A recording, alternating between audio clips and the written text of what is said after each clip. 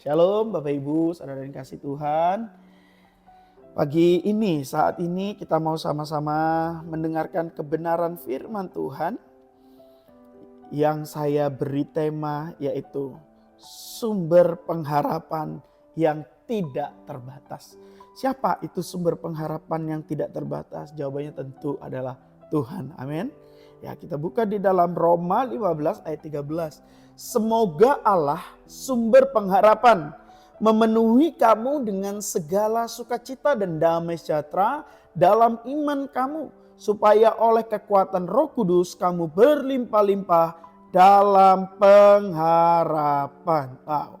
Ada dua kata pengharapan. Ada kata pengharapan yang diulang sebanyak 2 kali dalam ayat ini. Nah, pada saat kita membaca Alkitab ada kata yang diulang, berarti itu merupakan sebuah kata yang penting yang harus kita garis bawahi dan harus kita mengerti. Bapak Ibu Saudara yang dikasih Tuhan.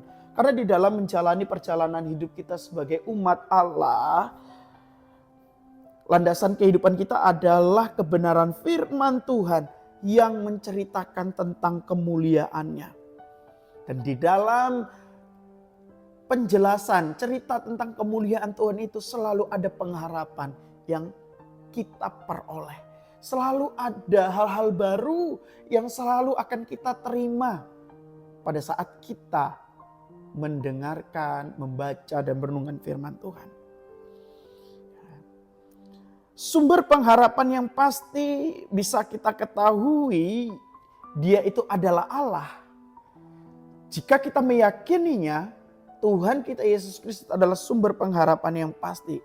Maka yang harus kita sadari adalah sumber pengharapan itu tidak terbatas. Ya, sumber pengharapan itu tidak terbatas. Ini merupakan sebuah fakta yang harus kita imani, yang harus kita yakini, yang harus kita amini. Bahwa pada saat kita membaca firman Tuhan, yang firman Tuhan itu adalah suara Allah. Dan firman Tuhan itu adalah Allah itu sendiri. Maka di dalam firman-Nya ada pengharapan yang tidak terbatas. Karena dia itu adalah sumbernya. Di dalamnya kita bisa menemukan adanya kehidupan. Karena dia adalah sumber kehidupan. Ada makna yang dalam, ada makna yang besar di dalam kehidupan kita pada saat kita menaruh harapan kepada Tuhan yang melebihi segala sesuatu.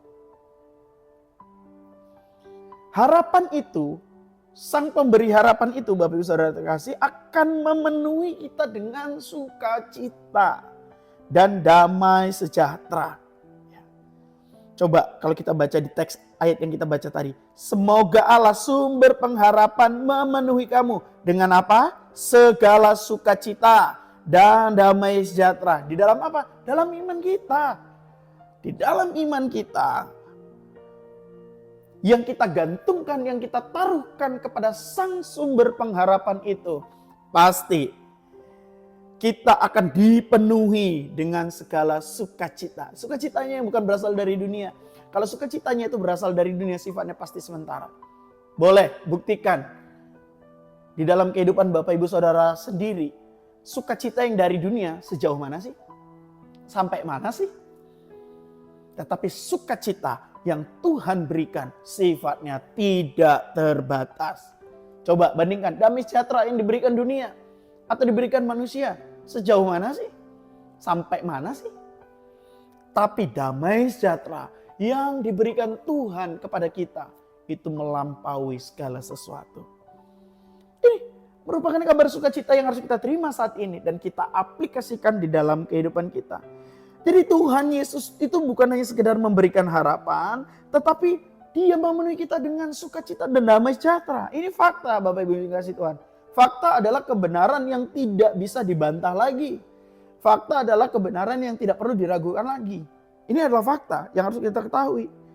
Pengharapan yang diberikan Tuhan adalah pengharapan yang berlimpah-limpah. Tidak terbatas. Ini bukan hanya sekedar harapan manusia Bapak Ibu Saudara terkasih. Harapan yang harapan yang diberikan oleh manusia yang bisa berubah. Yang pagi tempe, kebalik. Yang pagi kedelai, sore bisa jadi tempe. Bukan seperti itu yang Tuhan berikan Bapak Ibu Saudara dikasih Tuhan. Tapi pengharapan yang kokoh, yang pasti. Karena apa? Kuasa Roh Kudus yang bekerja hidup di dalam kita. Orang-orang yang menggantungkan kepada sumber pengharapan yang pasti itu. Dan biarlah pada hari ini, pada saat ini pengharapan yang kita taruhkan kepada Tuhan bukanlah pengharapan yang biasa-biasa saja, bukan pengharapan yang luntur, bukan pengharapan yang akan mengecewakan kita. Tetapi pengharapan yang sumbernya adalah tidak terbatas, yaitu Allah sendiri. Saya berdoa supaya setiap langkah kaki kita terus kita gantungkan dan kita arahkan kepada sang sumber pengharapan itu. Itu siapa? Tuhan kita, Yesus Kristus. Amin. Buat firman Tuhan pada saat ini, mari kita bersatu dalam doa. Tuhan kami Yesus Kristus yang adalah sumber dari pengharapan yang sejati, kami mohon di dalam kehidupan kami kepadamu untuk kami terus bisa hidup di dalam pengharapan, di dalam Engkau. Dan kami bersyukur Engkau tidak hanya memberikan kami pengharapan, tetapi dengan iman kami akan pengharapan akan kepadamu, menjadikan kami dipenuhi dengan sukacita dan damai sejahtera. Biarlah hidup kami melangkah penuh dengan sukacita dengan damai sejahtera, karena kami tahu kami menggantungkannya kepada siapa. Hamba berdoa untuk seluruh yang mendengarkan Victorious Devotion saat ini, di dalam menjalani hari-hari yang baru, di tahun yang baru ini, mereka tetap terus memiliki pengharapan. Setiap orang-orang yang pengharapannya sudah mulai pudar, pengharapannya sudah mulai hilang, hamba berdoa dalam nama Yesus Kristus, pengharapan yang baru dari sumber pengharapan yang sejati dicurahkan bagi setiap orang yang sudah mulai kehilangan pengharapan. Bagi mereka yang sudah mulai menyerah, bagi mereka yang sudah mulai undur diri. Kekuatan yang baru, pengharapan yang baru diterima saat ini juga dalam nama Yesus Kristus. Mereka tidak lagi menjadi orang-orang yang kehilangan pengharapan. Ini doa dan permohonan kami Tuhan, teruslah bekerja ya Roh Kudus di dalam kehidupan kami yang menggantungkan pengharapan kepada sumber pengharapan sejati. Dalam nama Yesus Kristus, haleluya, amin. Sampai ketemu lagi Bapak Ibu Saudara kasih Tuhan di Victorious Devotion yang akan datang. Tetap terus menggantungkan kepada sumber pengharapan sejati, pengharapan itu. Dan selamat menikmati sukacita dan dipenuhi dengan damai sejahtera yang daripada Sang Pemberi sumber harapan yang sejati itu. Tuhan Yesus memberkati. Salam kemenangan. Shalom.